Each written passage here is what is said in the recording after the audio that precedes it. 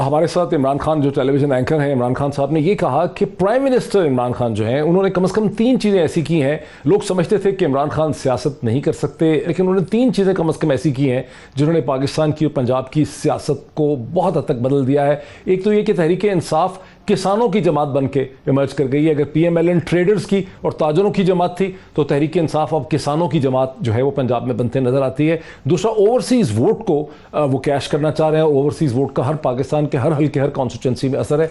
और तीसरी चीज़ उन्होंने कहा कि PMLN के पास बढ़त की, डांड डबट की, एक गाली की एक मुनापली थी जिसे अब तहरीक इंसाफ ने चैलेंज कर दिया। यहीं से बात को आगे बढ़ाते हैं। आरिफ हमीद भट्टी साहब, इस पर आपका क्या तबसरा है?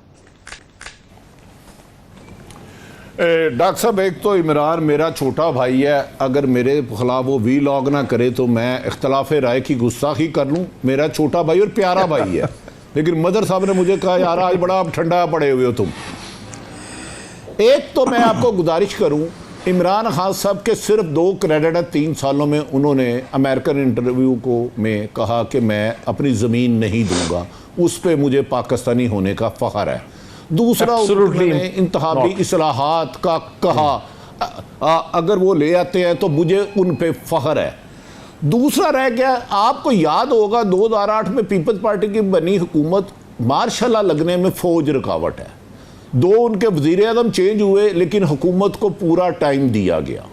उसके बाद गालवन, अगर मेरी मेमोरी ठीक नहीं है, मैं थोड़ा सा आजकल याददाश्त मेरी खो जाती है, नवाज शरीफ साहब आए, पनामा केस आया, उसमें फड्डा किसके साथ था, लेकिन हुकूमत को पूरा टाइम करने दिया गया। इमरान खान साहब आए इस एग्रीमेंट के साथ कि इनको 5 साल पूरे करवाए जाएंगे। इनकी नंबर गेम बहुत ज़्यादा अक्सरियत थी असम्बली में, फिर कराची की अवाम ने बहुत ज़्यादा दबाव डाला, प्रेशर डाला, जलसे जुलूस निकले, लंदन में भी एहतजाज हुआ। MQM ने फौरी तौर पर इमरान खान के इत्तेहादी बन गए। उसके बाद गुजरात में, पाकिस्तान में हद नज़र गुजरात से पिंडी तक सारी सर थे, परवेज़ लाई ने मुस्लिम लीग PTI का साथ देने का फैसला कर लिया हुकूमत बनाने में। फिर उससे पहले जनूबी पंजाब महाज बना, उधर लोगों ने कहा, उनके घर वालों ने कहा आज खाना नहीं पकेगा अगर आप इमरान खान की हुकूमत नहीं बनाएंगे, उनका साथ नहीं देंगे। तो अपोजिशन की दरअसल पोजीशन ही कोई नहीं, उसने पहले दिन से ही हुकूमत को गिराने की कोशिश नहीं की। ये मेरी खबर है, क्योंकि वो चाहते थे, पीपल्स पार्टी चाहती थी हमें NRO मिले और हमारी जो लूट मार है उस पर जवाब ना हो। उसका नतीजा आया कि आसफ अली जरदारी पे बेनामी अकाउंट पे आपने और मैंने और इमरान खान ने दर्जनों प्रोग्राम किए होंगे, लेकिन वो उसमें आधी रकम आ गई और आसफ अली जरदारी साहब का जिक्र भी कोई नहीं।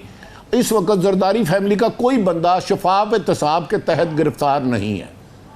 नवाज शरीफ फैमिली अरबों खरबों की करप्शन के इल्जामत लगे, महफिल फ्लैट लगा। ये आपने इमरान खान के सारे आर्गुमेंट के ऊपर हमला कर दिया है, इस पे जरा नहीं बात से पहले हमला नहीं, मेरे छोटा भाई कह के मार लिया। नहीं, एक सेकंड।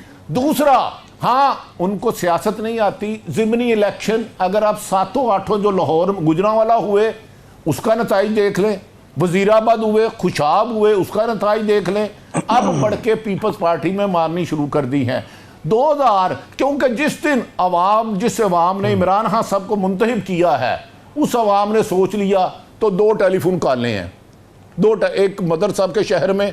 अब इस पे एक रद्द-ए-अमल, एक इस पे जरा काउंटर व्यू सर आने देना जरा इमरान खान को भी। इमरान खान साहब वो नहीं मानते आपकी बात, आपने 3 आर्गुमेंट रखे थे, उन्होंने उसके जवाब में काउंटर थीसिस रख दिया, आपकी बात नहीं मानते। तो ये तो कोई शर्त नहीं है कि मैं बात करूं और वो बाकी सबको माननी भी पड़े। वो मेरा आर्गुमेंट था, लोग सुन रहे हैं, अगर उनको ठीक लगे तो ठीक है। आरिफ भाई का आर्गुमेंट है, और आरिफ भाई जो बात कर रहे हैं, देखें उसमें एक चीज जो मेरी रह गई थी, 4th पॉइंट, वो ये था कि जो अमेरिका को रिप्लाई किया इमरान खान साहब ने। देखें, जब खैबर पख्तूनख्वा में उन्होंने पहली दफा हुकूमत बनाई तो उसकी जो सबसे बड़ी वजह थी ड्रोन हमलों की मुखालफत उन्होंने की, और जो दहशतगर्दी के खिलाफ जंग है उससे पाकिस्तान को बाहर निकालने की बात की, और उसका बड़ा उनको जबरदस्त फीडबैक मिला था उनको। ये एक मरतबा फिर खैबर पख्तूनख्वा में अपने आप को मजबूत किया। आप जाके सर्वे करवा लें, ये जो स्टेटमेंट्स हैं अमेरिका के बारे में, खास तौर पे इन्होंने उनको कितना सर्व करेंगे और इलेक्शन में कितना ज्यादा सर्व कर सकते हैं, इसका अंदाजा आप लोग अगर खैबर पख्तूनख्वा जाते हैं, वहां के लोगों से बात करते हैं तो आपको हो सकता है। और खास तौर पे अफगानिस्तान के हवाले से उनकी पॉलिसी, ये 4 चीजें हैं। मुझे ऐसा लगता है कि किसान जो है, जो पहले PTI को एक ऑप्शन के तौर पे नहीं देखता था, वो देख सकता है। ओवरसीज पाकिस्तानी जो है, मुझे नहीं लगता कि किसी और पार्टी को वोट डालेंगे, पीएमएलएन को या पीपल्स पार्टी को। पीपल्स पार्टी को पूरी दुनिया में 9 मिलियन वोट मिल गया, तो मुझे नहीं लगता उनको 20,000 वोट भी पड़ेंगे।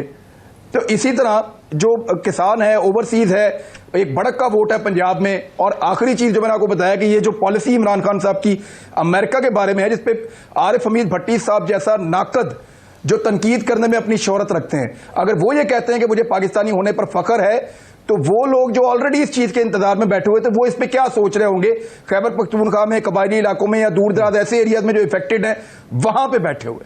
तो मुझे ऐसा लगता है कि इससे फर्क पड़ेगा।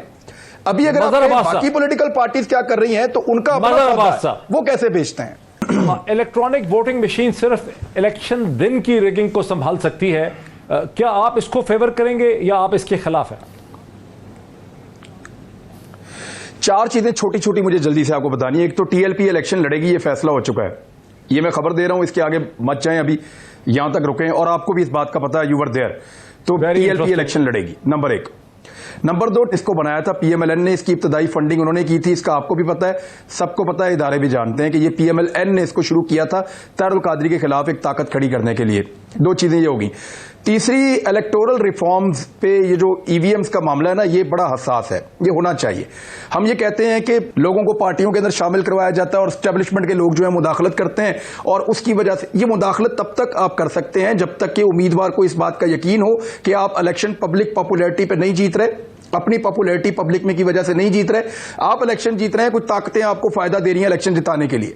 जिस वक्त तमाम उम्मीदवारों को यह पता चल जाएगा कि वो अपनी पॉपुलैरिटी पे जीतेंगे और उनका वोट उन्हीं को पड़ेगा, और ऐसा सिस्टम आ जाएगा, तो फिर बैरूनी मुदाखलत भी कम होती चली जाएगी, एकदम खत्म नहीं होगी। एक और चीज यहां पे कही गई कि जो किसान की जो लैंड रिफॉर्म्स है, इमरान खान साहब देखें, उनके पास अक्सरियत नहीं है, वो कर नहीं पाएंगे, लेकिन इसके बावजूद उनके पास ऐसे कवानीन मौजूद हैं जिनमें किसानों का तहफ्फुज है। उन कवानीन पर कभी अमल नहीं हुआ। अगर वो उन कवानीन को बेहतर करते हैं और उनके अंदर किसानों को रिलीफ देते हैं मौजूदा कवानीन की रोशनी में जो वो दे रहे हैं, तो इससे उनको फायदा होगा। अभी वो ये वाला फायदा लेंगे, फिर किसानों को कहेंगे मैं तुम्हारे लिए रिफॉर्म्स लेकर आता हूं, मुझे वोट डालो, तो किसान वोट डाल सकते हैं। इसको एक चांस के तौर पर आप रखें। एक और चीज जो यहां पर अभी डिस्कस हुई, इसी ईवीएम को, इलेक्ट्रॉनिक वोटिंग मशीन को और जो धांधली के सिस्टम को लेकर जो अभी भट्टी साहब भी बात कर रहे थे, देखें जो रवायती पॉलिटिकल पार्टीज है ना, उनके निजाम को बतौर रिपोर्टर मैंने देखा है। मैंने यहां पे जाली इलेक्शन कमीशन के दफ्तर पकड़े हैं लाहौर में, जाली मोहरें मेरे पास घर में इतनी सारी पड़ी हुई थी जो मैं वहां से उठाकर लाया था, वो इतनी ज्यादा थी कि बहुत सारी तो ले गए थे इलेक्शन कमीशन वाले, और थोड़ी सी हम भी ले आए थे रिपोर्टर वहां से उठवा के, हम लेकर आए, मीडिया वालों को बांटी, हमने दिखाई सबको, एंकरों को भी भेजी थी मैंने, उस दौर में मैं रिपोर्टर था, मैंने एंकर्स को भी दी थी, कामरान शाहिद साहब को भी दी थी, एक बाकी लोगों को भी दी थी कि जनाब ये देखें आप, ये सबके पास है यहाँ पे इलेक्शन कमीशन की ये मोहरें। फिर वहां पे जाली वोटर बहुत सारी लिस्टें पड़ी हुई थी, बेशुमार वोट पड़े हुए थे, वो वहां पे एक रात पहले बैठ के डाल रहे थे पीएमएलएन के कैंडिडेट को जिमनी इंतखाब में। इन सब मसलों का हल है इलेक्ट्रॉनिक वोटिंग मशीन्स।